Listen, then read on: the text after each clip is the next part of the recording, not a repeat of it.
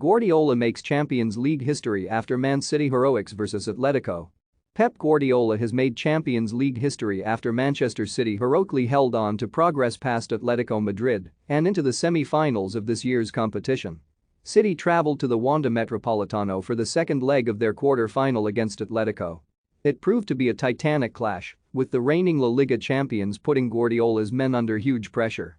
Led by starring performances from centre-backs John Stones and Aymeric Laporte, City managed to keep the game goalless and was enough to send them into the semi-finals for the second successive season, with Kevin De Bruyne's strike having put them 1 goal up in the first leg.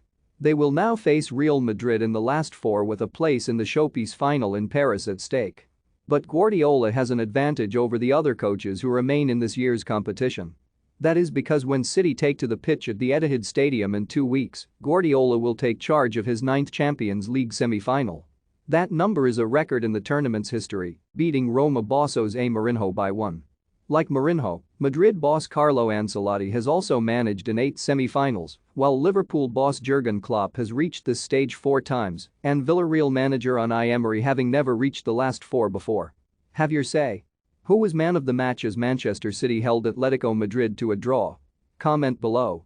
Guardiola's first appearance in the Champions League semi-finals came in his very first season as Barcelona manager.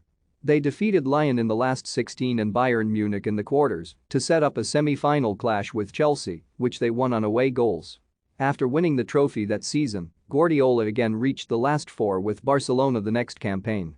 This time it was Stuttgart and Arsenal who fell in the knockout stages before Mourinho's Inter Milan claimed a famous win over the Catalan giants. In his penultimate campaign at the Nou Camp, the Gunners failed to take revenge in the last 16 before Shakhtar Donetsk were defeated in the quarter-finals. Barca would take on and beat Real Madrid in the semi-finals in a El Clasico matchup before Manchester United were defeated in the final. Guardiola was unable to repeat that success in his final campaign in Catalonia as Chelsea claimed a shock draw at the Nou Camp to progress. That tie came after Bayer Leverkusen and AC Milan had both been easily dispatched within the earlier knockout stages.